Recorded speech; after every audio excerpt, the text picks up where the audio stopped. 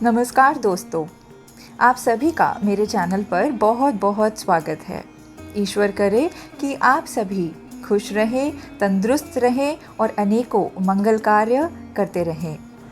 मुझे उम्मीद है कि आप मेरी इस वीडियो को लाइक और शेयर ज़रूर करेंगे, साथ ही मेरे चैनल को भी सब्सक्राइब करेंगे। दोस्तों, आज हम बात करेंगे कुछ ऐसी चीज़ों की जिनके हमारे घर में होने से या करने से घर से लक्ष्मी जी नाराज़ होकर चली जाती हैं दूर। साथ ही बात करेंगे कुछ ऐसे नियमों के बारे में जिनसे हम ये स्थिति सुधार सकते हैं।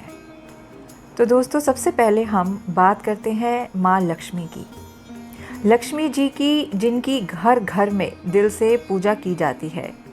माँ लक्ष्मी देवी हैं सौभाग्य की, धन की, सुख की, समृद्धि की, अच्छे स्वास्थ्य की, अच्छे गुणों की। और माना जाता है कि माँ लक्ष्मी की पूजा करने से व्यक्ति के सभी कष्ट या कहूँ दरिद्रता समाप्त हो जाती है। दोस्तों, ये हम सभी जानते हैं कि लक्ष्मी जी नारायण अर्थात भगवान विष्णु की पत्नी हैं। माँ लक्ष्मी की कृपा के बिना कोई भी अमीर और फलस्वरूप शक्तिशाली नहीं हो सकता।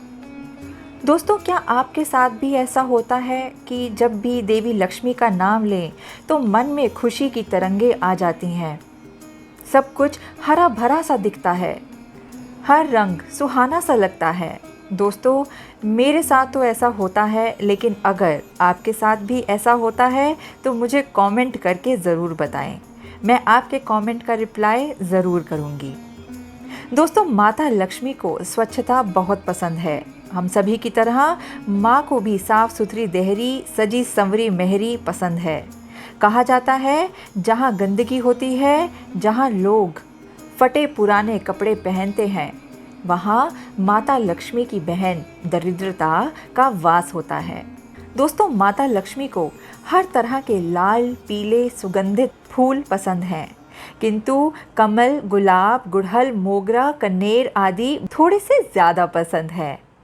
दोस्तों, लक्ष्मी के बिना कुछ नहीं।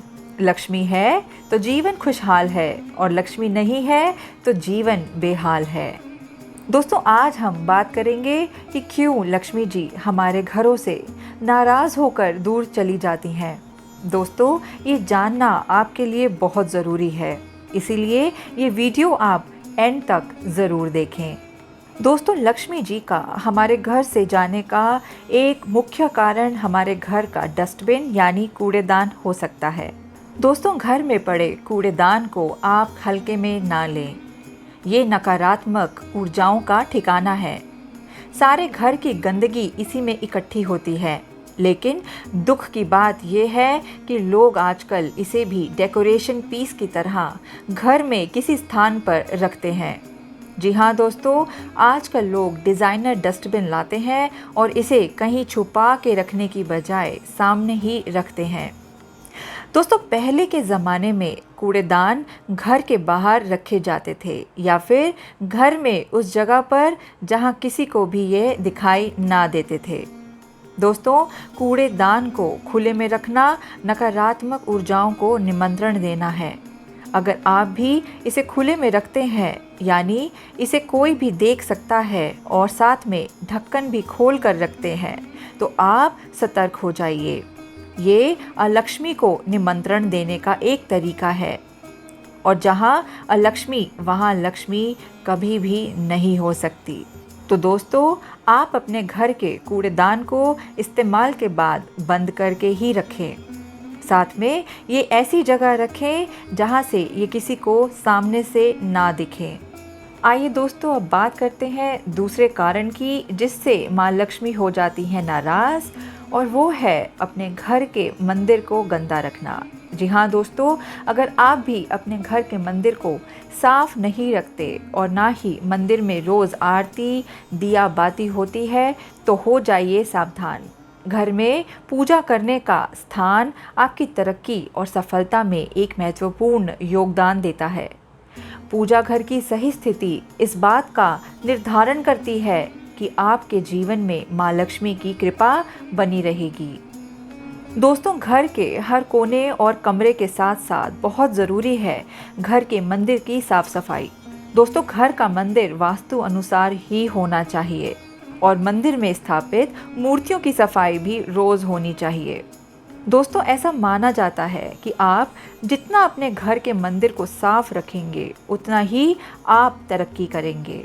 आपके घर से लक्ष्मी जी नहीं जाएंगी, अर्थात माँ लक्ष्मी का आशीर्वाद आप पर बना रहेगा।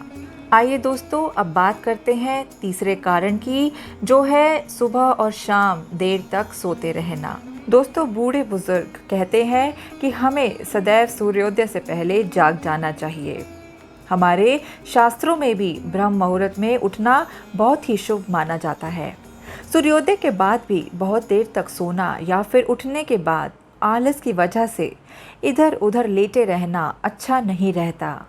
रात को समय से सोना और सुबह समय से उठना स्वास्थ्य के लिए भी अच्छा रहता है।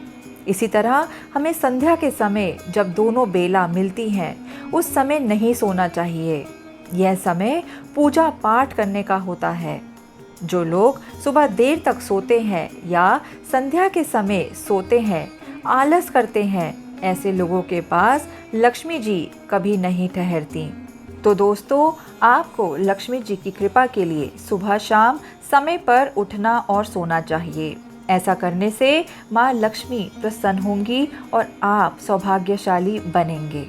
आइए अब बात करते हैं चौथे कारण की, जिससे लक्ष्मी जी हो जाती हैं रुष्ट। वो है घर की महिलाओं का अनादर। दोस्तों, स्त्री को लक्ष्मी और अन्नपूर्णा का ही स्वरूप माना जाता है। वो लक्ष्मी ही तो है जो माँ के रूप में हमारा ध्यान रखती है, हमें बेहतर इंसान बनाती है। वो पत्नी ही तो है जो हमें सुख देती है, और वो बेटी ही तो है जो हमें प्यार इज्जत देती है। ऐसे में घर में स्त्रियों पर अत्याचार करना अपने घर की लक्ष्मी का निरादर करना है, अपमान करना है। जो लोग ऐसा करते हैं उनके घर में माँ लक्ष्मी तो क्या, कोई भी देवी देवता नहीं रहते। धीरे धीरे वो घर नकारात्मक ऊर्जाओं का ढेर बन जाता है। ऐसे घर में पुण्य नहीं पाप वास करता है। तो दोस्तों, आप अपने घर की स्त्रियों का आदर करें। ऐसे में माँ लक्ष्मी आपसे प्रसन्न ज़रूर होंगी।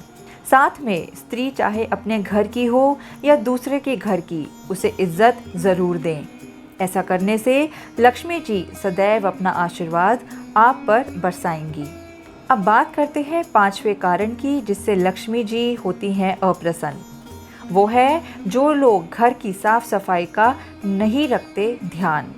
दोस्तों, जो लोग अपने घर का सारा सामान इधर उधर फैला कर रखते हैं, फालतू का सामान इकट्ठा करके रखते हैं, बिस्तर हमेशा ही गंदा रखते हैं, वह अलमारियों में उल्टा सीधा सामान भर के रखते हैं, वे दरिद्रता के ही शिकार रहते हैं।